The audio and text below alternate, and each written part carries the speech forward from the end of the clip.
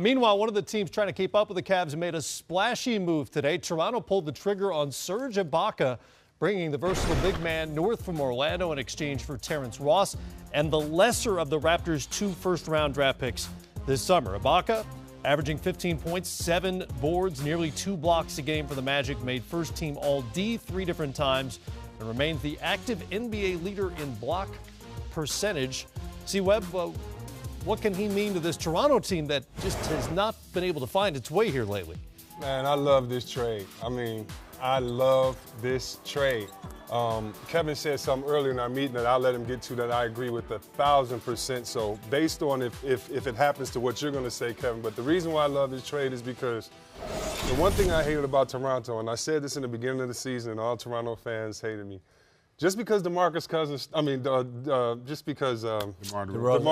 started off crazy, breaking Michael Jordan's records. This is not an offense that is conducive to winning the playoffs. Yeah. This is like, you know what, we'll stop your best player. This is a terrible offense Toronto has. I hate to say it that way, but it's true. And I believe that now with Ibaka, you have a guy that spaces the floor. You have a guy that can hit a jump hook inside.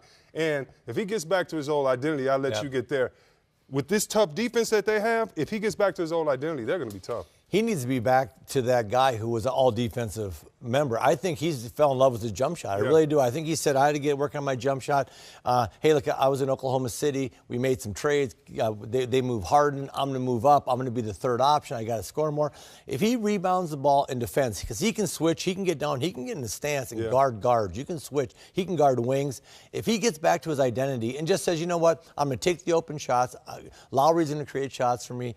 DeRozan's going to have all kinds of attention and becomes a really good defender, rebounder, this is a huge move. If he becomes a dude that stands on the three-point line and says, hey, I'm going to try to help us score 120, good luck. But Dwayne Casey will not accept that's true. Dwayne Casey will not accept him not playing defense. Can he do both, though? Because, I mean, playing devil's advocate here a little bit, he gives them something they don't have a lot of, which is three-point shooting. They don't take a lot of three-point, and he shoots 39% from three. It's not that he can't give them that, but what they need more, I mean, and remember this, they're second in the conference in scoring. As ugly as it is, they're averaging 109 the second best offense in the NBA in terms of offensive rating. So they're a little better. They did last year, too. We saw what happened in the playoffs. But they weren't this good. I get your point. They've improved offensively. I think he helps them with the spacing, but I don't think his help offensively is enough to get over the hump.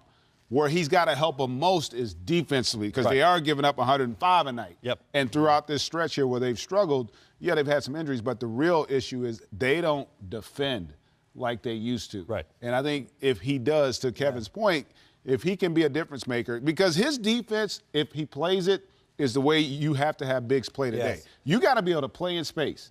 That half court is much bigger than it used to be. So you need bigs that can switch on ball screens. You need bigs that can guard late in possessions out on the perimeter and force penetration into help.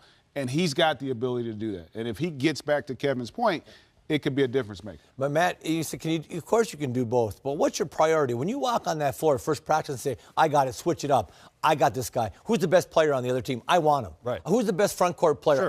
Give him to me. And all of a sudden you set the tone like, hey, I'm here. Yeah, your jumper goes for you, but it's your priority as to what you do. People know your priority very quickly. Like if he's thinking, I'm a scorer, they're going to see through that really quick. Be who you're going to be, man. Be a defensive guy that says, I got the other team's top guy. And if he sets the tone, that means you can be valuable when you aren't scoring offensively.